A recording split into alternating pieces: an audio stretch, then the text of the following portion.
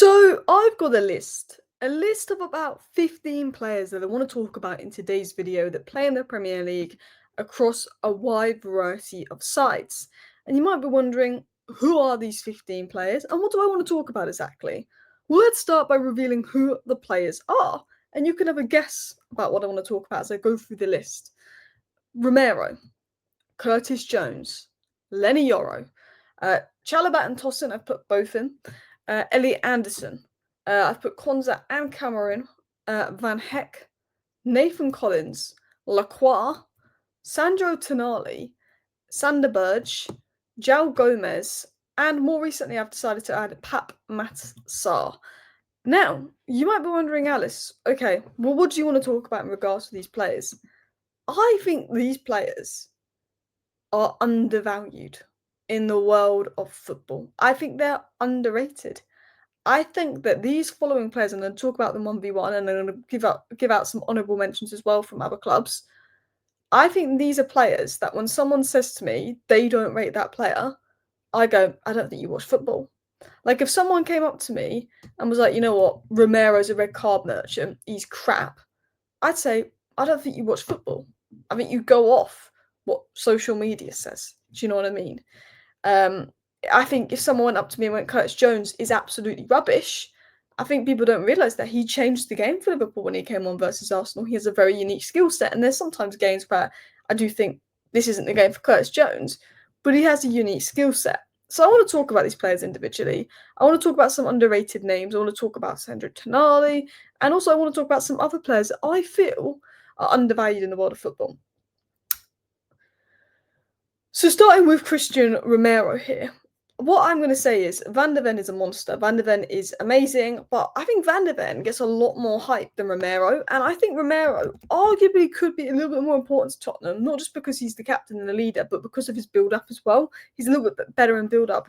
I think Romero is one of the most underrated centre-backs in football. Yes, he can get red cards. Yes, he can be frustrating, but his build-up is incredibly valuable to Tottenham. He's very good in the air. He's a very good box defender, and he's a true captain of Tottenham Hotspur. And him and Van de Ven, when fit, is one of the best partnerships in football. I think because Ange played this high line with no midfield protection, where Van de Ven and Romero had a ridiculous amount to do and they conceded a lot of goals, I think people didn't just assume that Van de Ven and Romero can't be that good if Tottenham were not getting clean sheets or conceding this amount of goals. But I don't think people realised that was the setup. Individually, those two players were so good because the minute those two players were injured, Tottenham fell off a cliff. And I think Romero is one of the most underrated players. I think Curtis Jones has such a unique skill set. Look, I think Szoboszlai, McAllister and Gravenberch was obviously Liverpool's best midfield three last season, don't get me wrong. But I see a lot of Curtis Jones hate, even from Liverpool fans. And I think this is a guy that can keep the ball. This is a guy that can control the game. If the game's becoming a bit erratic, if you're giving the ball away, this is someone that can keep the ball. Maybe at times he slows it down. Maybe at times he's not the guy you want on the pitch. But I think his ability to keep the ball, retain possession, play those passes, I think is so valuable. I think there's such a valuable player in Curtis Jones, such a valuable squad player, and he played an important role in Liverpool winning the league last season. And I think that he's quite disrespected online for that, if I'm going to be honest. I feel like maybe it's not the fanciest name. I personally think that he's an underrated player. I think Szoboszlai, you can argue, has become underrated. He sort of went overrated and underrated, and we've seen how good Szoboszlai is this season. And Szoboszlai has such a unique skill set and is really good in the Big Six games, but Szoboszlai gets a little bit of that hype. I don't think Curtis Jones does. I don't think he gets that hype. Leny Yoro, and people will be going, oh my god, you included a Man United player, get him out, get him out, get him out. And if you're saying that, you literally proved my point. You literally proved my point. I'm not including him because he's a Man United player, but what I'm saying is, because Manchester United finished 15th, because Manchester United is so bad, I think people naturally assume all our players are crap. Now, most of them were crap. But Leny Yoro, from about January onwards, was our second best player after Bruno Fernandes.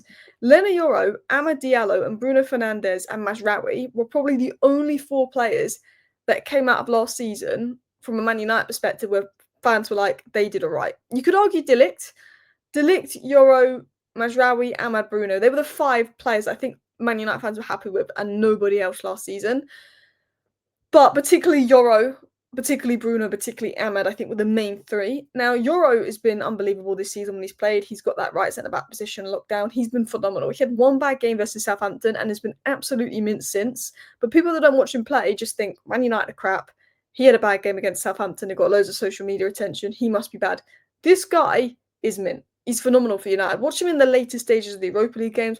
Watch him in the Premier League last season. He is a top player with a top ceiling. And look, we just got to hope Man United don't ruin him. I've gone with Tosin and Chalobah, and I think Tosin is a more recent one. I think Chalobah has always been underrated by Chelsea, and when Chelsea last year let him go to Palace, I always said that I thought that Chalobah was better than Disasi and Fofana, and I thought that Chelsea was silly to let him go. And I got a lot of stick from Man United fans last summer saying if Chalobah's available for 30 million, I'd take him at Man United. And people were like, why would you take Chalobah at Man United? Because he's a good player, and he's come back. After everything that's happened, he's come back with a good attitude after the way he was treated, because he was not treated well. And I think he's Chelsea's best centre-back. And I've actually been really impressed with Tosin lately. We talk about Chelsea needing a centre-back. We talk about Levi Colwill being out injured, which is a blow. Maybe Chelsea looking for that Thiago Silva type player. But I do think these two centre-backs for Chelsea are good, competent players. I do think they are. I think that Chalobah in particular, the attitude, I think Tosin is pretty good on the ball. I think they're good players. One player I've been talking about for a few weeks, but because he's got his England call-up, is starting to get the hype. He's starting to get the hype now, is Elliott Anderson. I said about him in the summer. I think he's one of the most underrated players in football. I think he's a very good player. He's extremely underrated, and he's now got the England call-up and playing well for England. He's starting to get the hype. But I put him in my Adam Wharton-Baleba type category for midfielders that I think could be going to big clubs in the Premier League last season. And a couple of people were surprised by Elliott Anderson a few weeks ago, but now they're not because of those performances for England. He was key in the Forest's run. Really good player. And, we know he's good off the ball. We know what a talented player is off the ball. But on the ball, he's brought a lot more than I thought. And we were seeing it for England, actually, playing those forward passes, those brave passes. So, yeah. These are Villa's two most underrated players for me. We hear a lot about Morgan Rogers. We hear a lot. Tielemans this season was unbelievable. We've heard a lot about him. But Konsa is such an underrated centre-back. Konsa and Gay is England's best centre-back pairing right now. I would argue that Maguire still deserves a call-up. But they are England's best centre-back pairing. And Kamara, I think, is let down by injuries. Two players that I think, if they will stay fit, will have brilliant seasons are Kamara and Ricardo Calafiori. The two players that I rate, they've had injury issues. But Kamara, for me, is one of the best defensive midfielders in the Premier League. He's really good at playing those line-breaking passes.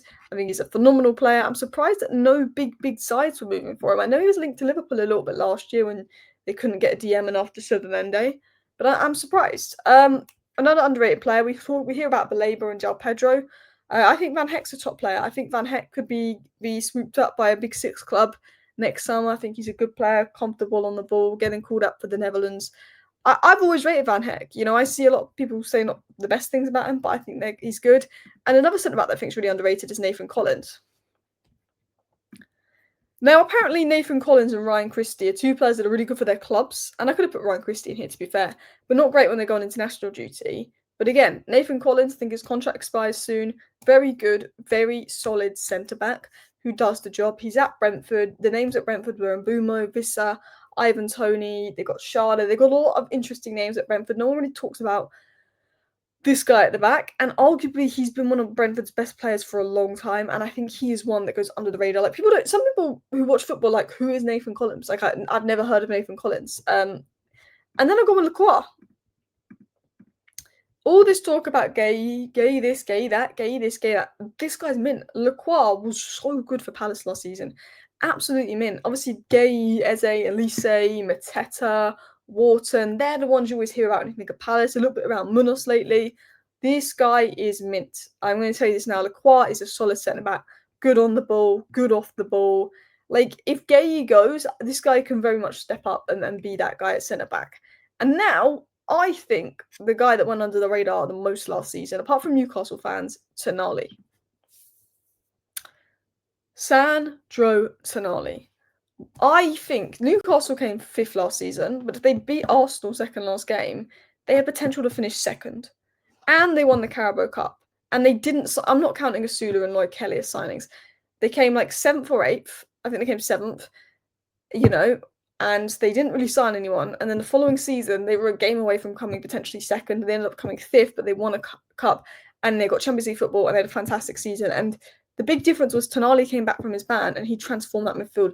That Tonali, Bruno Guimaraes, Joel Linton midfield was incredible last season for Newcastle. He was absolutely incredible, and I felt that Tonali.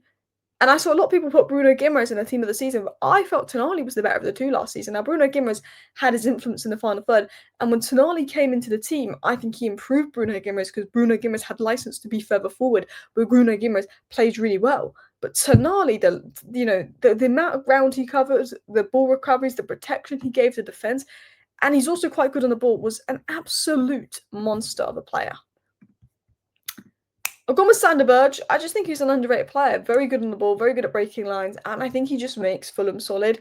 I just felt that he was one of those players that sort of deserved the shout out. I did think about putting like Jurriën Timber in here with Arsenal as well. A very solid right back that maybe doesn't get the hype. You could argue is the best right back in the league. So I know I'm going to have Arsenal fans in the comments saying, where's an Arsenal player? Well, I could have put Jurriën Timber in here as well. I've gone with Joao Gomes of Wolves. I think Joao Gomes and Andre of Wolves is a very good midfield partnership, and I think it's kind of slept on. I think that midfield partnership's really good, but there's a lack of depth for Wolves. But I can see if Wolves went down, a top Premier League club will go for Joao Gomes and potentially Andre as well. I think Joao Gomes is an absolutely mint player, if I'm going to be honest. And then last but not least, because I know he didn't have the best season last year, but I have gone with Pape Sarr. I just think he's got such a unique skill set that some people won't see it. And I don't think he was used to his best last season. But when it comes to pressing, work rate, movement, there's such a unique skill set there that I just feel like if you don't rate him or if you don't see the potential, you've not watched him. Let me know your thoughts down below on this list. Let me know if you think I've missed someone really obvious out, because it took me 10 minutes to put this list together. I could have maybe thought a bit deeper about it. Maybe I should have added Jurriën Timber to this list. Let me know if you think I've missed anybody out. Thank you for watching. Tell me who you think is underrated. Bye.